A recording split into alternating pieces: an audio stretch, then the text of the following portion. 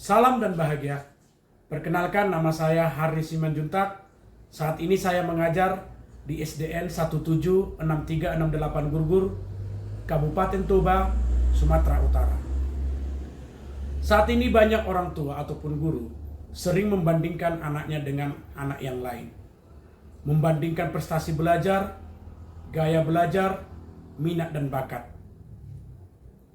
Sebagai orang tua ataupun guru, pasti kita pernah mengalami suatu kondisi di mana teman kita lebih memiliki prestasi yang tinggi daripada kita pada saat belajar, begitu juga memiliki gaya belajar, minat belajar, dan bakat yang berbeda dengan kita. Nah, untuk menyikapi hal ini, kita harus memandang hal ini sebagai suatu yang utuh.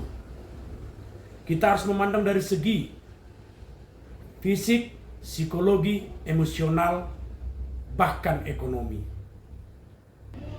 Ingat, Bapak Ibu sekalian, setiap anak adalah individu yang berbeda.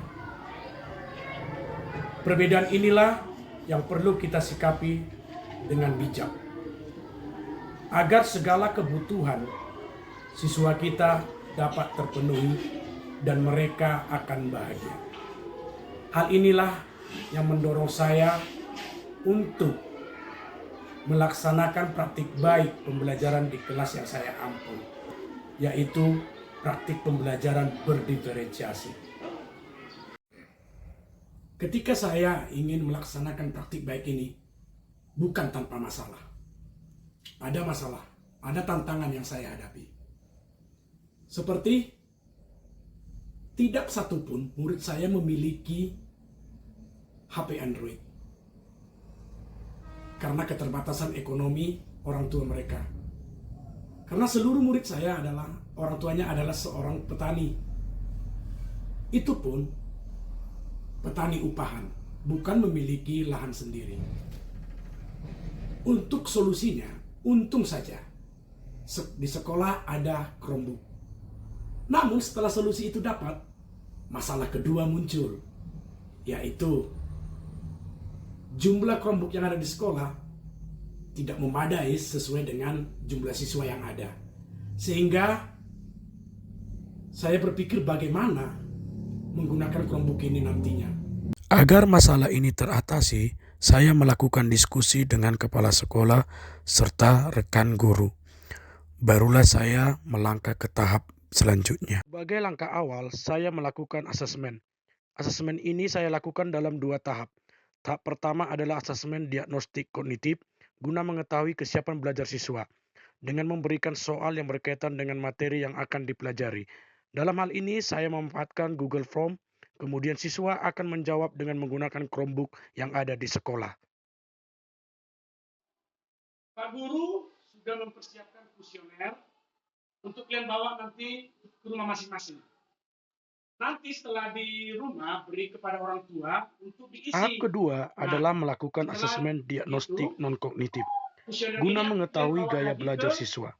Dalam hal ini saya melibatkan orang tua siswa dengan membagikan kuesioner kepada siswa. Kuesioner ini akan diisi oleh orang tua di rumah. Langkah berikutnya saya melakukan analisis hasil asesmen diagnostik yang telah saya lakukan. Dari hasil asesmen diagnostik kognitif, saya memperoleh 9 siswa paham utuh, 10 siswa paham sebagian, dan 11 siswa belum paham.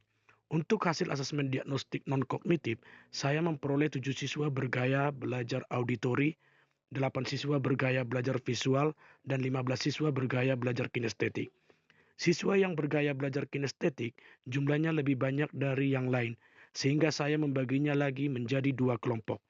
Dari hasil tersebut saya membagi siswa saya ke dalam 4 kelompok. Dalam tiap kelompok akan terdapat siswa berdasarkan kesiapan belajar, juga berdasarkan gaya belajar.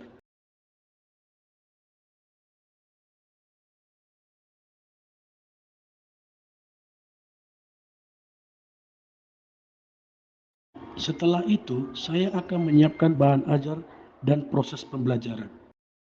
Sebelum proses pembelajaran, Saya menyambut siswa di depan kelas dengan suasana yang penuh persahabatan, guna membangkitkan rasa senang bagi siswa. Selamat pagi anak-anak. Bagaimana kabar kalian hari ini? Sehat, luar biasa. Yes, yes, yes. Pelajaran kita, mari kita berdoa. Ya, silakan Lionel memimpin. Nah, coba kalian perhatikan. Bapak ada membawa suatu gambar ini. Ini gambar dari daerah kita loh. Ini gambar dari daerah kita. Coba, siapa yang tahu ini gambar apa? Saya Pak, Gambar apa nak? Gurga Batak Toba Pak. Bagus sekali Gurga Batak Toba. Mari tepuk tangan untuk dia. Siapa yang tahu Gurga Batak itu apa? Saya tahu apa itu Gorga. Gorga adalah lukisan dan ukiran Batak yang terdiri dalam 3 warna, merah, hitam, dan juga putih. Bapak kepingin sekali membingkai ini loh. Biar Bapak pajang nanti di rumah. Nah, ini kan belum kena bingkai. Nah, ayo, bagaimana? Siapa yang tahu? Kira-kira berapa panjang bingkai yang Bapak butuhkan untuk ini? Saya Pak, Bagaimana nak? Berapa nih? kita duluan harus mengukur sisi panjangnya Pak. Nah, adapun tujuan pembelajaran kita kali ini agar kalian dapat memahami konsep dasar dari keliling suatu bangun datar. Dan satu lagi, agar kalian nantinya dapat menentukan keliling suatu bangun datar maupun bangun datar gabungan.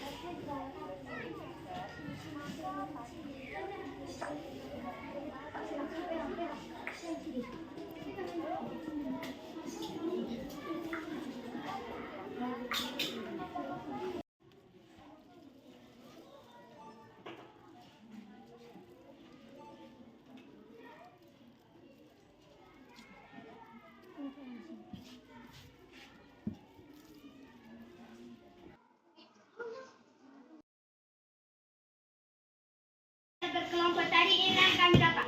Untuk mencari panjang papan ujian ini kita harus panjangnya ke sini, panjangnya ini ke sini, panjangnya ini ke sini, panjangnya ini ke sini. Maka kita untuk mengukur keliling buku ini kita harus menambahkan sisi ini, tambah sisi ini, dan menambahkan sisi ini, menambah sisi ini, menambah sisi ini. Sekarang Bapak mau tanya kalian, bagaimana perasaan kalian setelah kita belajar hari ini? Asik Pak. Iya. Pak. Senang Pak. Oh ya, tepuk tangan untuk kita. Selanjutnya, saya akan melakukan asesmen formatif guna mengetahui pertama, sejauh mana pemahaman siswa terhadap materi yang sudah dipelajari. Kedua, ini sangat penting sebagai acuan guru dalam mempersiapkan proses pembelajaran ke depannya. Pembelajaran yang tadi saya dan teman-teman saya pelajari sangatlah menyenangkan dan saya merasa enjoy.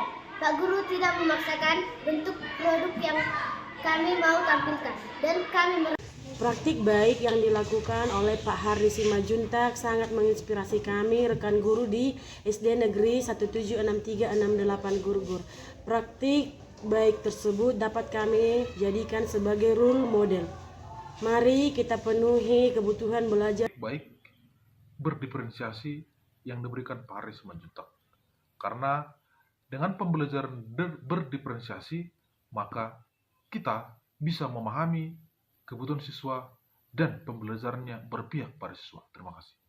Demikianlah praktik baik yang telah saya lakukan. Semoga praktik baik ini dapat menginspirasi Bapak Ibu sekalian. Yakinlah Bapak Ibu, ketika kita memenuhi kebutuhan murid kita, mereka akan bahagia. Dan Indonesia emas akan terwujud.